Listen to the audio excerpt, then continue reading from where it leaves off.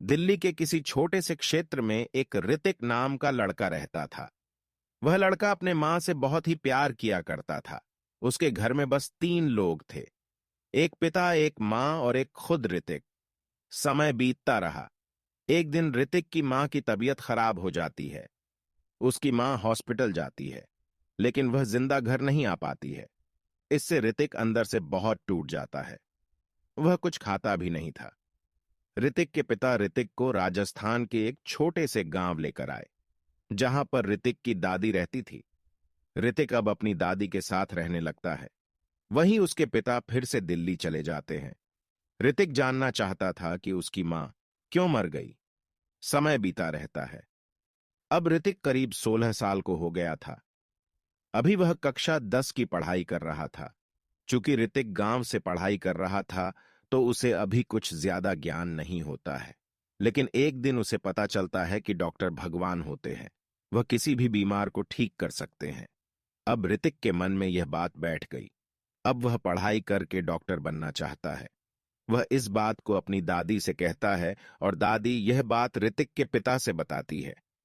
ऋतिक के पिता यह जानकर बहुत ही खुश होते हैं कि उनका लड़का डॉक्टर बनना चाहता है, लेकिन साथ ही वह यह भी सोचने लगते हैं कि डॉक्टर की पढ़ाई करने में बहुत ज्यादा पैसा भी लगता है।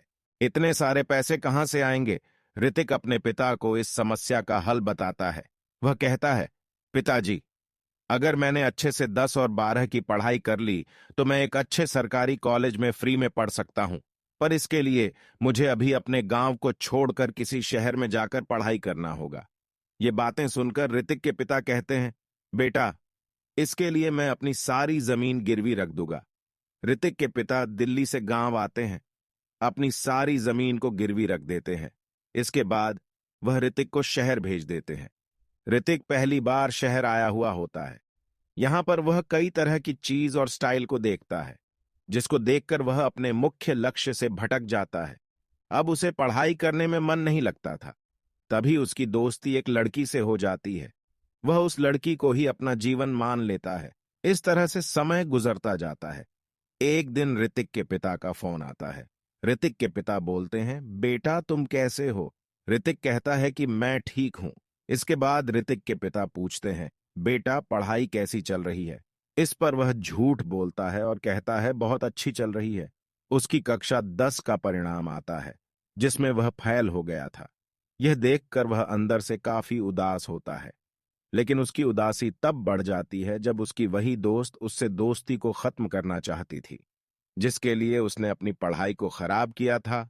अब ऋतिक को यह दुनिया समझ में आ रही थी। वह एक भी पल की देरी नहीं करता है। वह सभी से दोस्ती तोड़ देता है और अब मन लगाकर पढ़ाई करना शुरू कर देता है।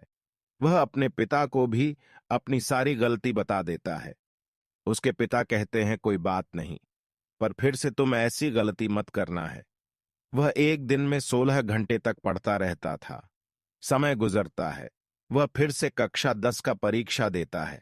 उसका परिणाम आता है, जिसमें वह अपने पूरे जिले में टॉप किया होता है। समय के साथ वह और ज्यादा मेहनत करता और पढ़ाई करता है। उसकी मेहनत रंग लाती है। उसका सिलेक्शन एक बड़े सरकारी कॉलेज में हो जाता है। इसको सुनकर उसके पिता इतने खुश होते हैं जितना खुश वह कभी नहीं हुए थे। यह कहानी यहीं खत्म होती है। इस कहानी से हम छात्र को समझ में आता है कि हमें पढ़ाई के दौरान किसी भी तरह के डिस्ट्रैक्शन में नहीं फंसना चाहिए।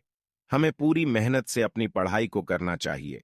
अगर वीडियो पसंद आई तो वीडियो को लाइक करके चैनल को सब्सक्राइब कर दीजिए, क्योंकि हम ऐसी ही वीडियो आपके लिए लाते रहेंगे।